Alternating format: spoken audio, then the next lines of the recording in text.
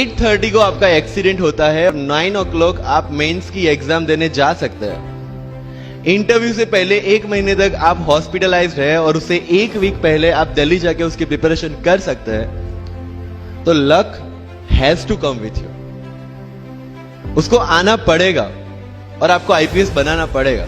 मैं एग्जाम के लिए निकला, मेंस मेरा था, सुबह जीएसटी का पेपर था।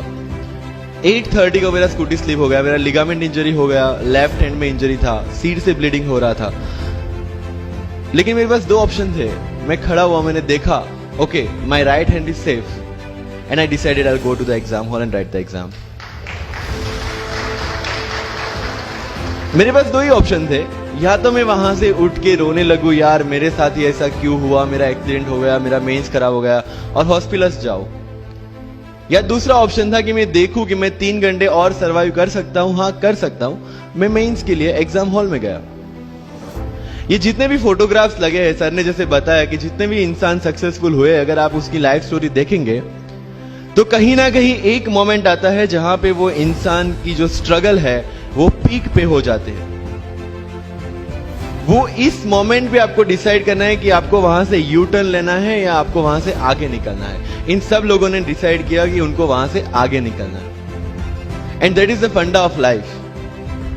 सक्सेस उन्हीं को मिलता है जो इस स्ट्रगल वाले मोमेंट से आगे निकलने की सोचते हैं। जब भी आपको लगे कि आपके सिर पे बहुत मुसीबत है, जब भी आपको लगे कि आप हर तरह से गिर चुके हैं, जब भी आपको लगे कि आपके पास कोई ऑप्शन नहीं है, तब एक चीज आप अपने दिमाग में लाइएगा कि यही मोमेंट है जहां से आपकी तकदीर बदलने वाली है। क्योंकि डायमंड जो होता है वो जितना ज्यादा घिसता है उतनी ज्यादा उसकी वैल्यू होती है। सोना जो होता है वो जितना ज्यादा तपता है उतनी उसकी वैल्यू होती है। अगर आप जिंदगी में तप रहे हैं, अगर आप जिंदगी में घिस रहे हैं, अगर आपको लग रहा है कि आप हर तरह से मुसीबतों में गिरे हुए हैं, तभी आपकी जो वैल्यू है वो बढ़ने वाली है। और यही मेरा एटीट्यूड रहा है। लोग बोलते हैं कि तुम्हारी फाइनेंशियल कंडीशन ठीक नहीं थी, पापा इलेक्ट्रिशियन थे, मम्मी हाउसवाइफ थी, डायमंड के कारखाने में काम करती थी, उसके बाद उन्होंने मैरिज में रोटियां बनाने का काम किया और उस तरह से मैं पढ़ा।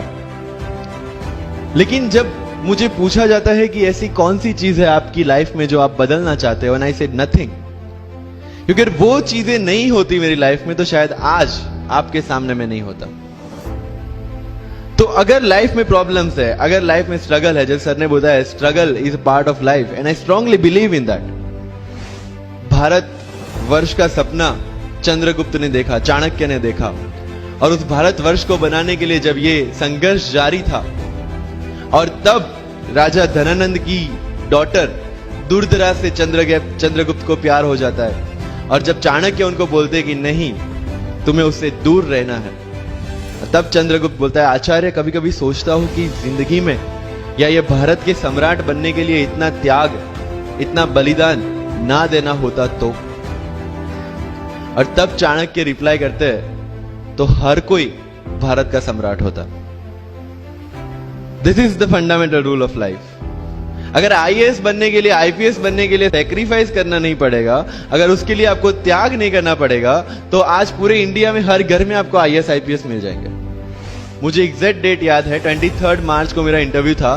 20 फरवरी को मुझे हॉस्पिटल में एडमिट किया गया क्योंकि मुझे इन्फेक्शन हो गया था बॉडी में, एंड बहुत हाई फीवर था, तो आईवी के अलावा कोई ऑप्शन नहीं था। 1 मार्च को ठीक होके मैंने सोचा चलो दिल्ली निकलते हैं। 2 मार्च को मैं दिल्ली पहुंचा। 3 मार्च को वापस से टॉन्सिलाइटिस का अटैक होने की वजह से फ्लाइट लेके वापस से पालनपुर, अहमदाबाद, अगेन हॉस्पिटलाइजेशन। 15 मार्च को I got relieved from the hospital. 16 मार्च को मैं दिल्ली पहुंचा और 23 मार्च को I gave my UPSC interview. तो 1 महीने का हॉस्पिटलाइजेशन। उसके बाद जब दिमाग में ये था कि मेरे साथ जो लोग इंटरव्यू दे रहे हैं वो 1 महीने से प्रिपरेशन कर रहे हैं, एंड 1 महीने से मैं हॉस्पिटल में था, again I thought this is the moment to prove yourself. I went to the interview और पूरे इंडिया में 2nd highest marks in interview.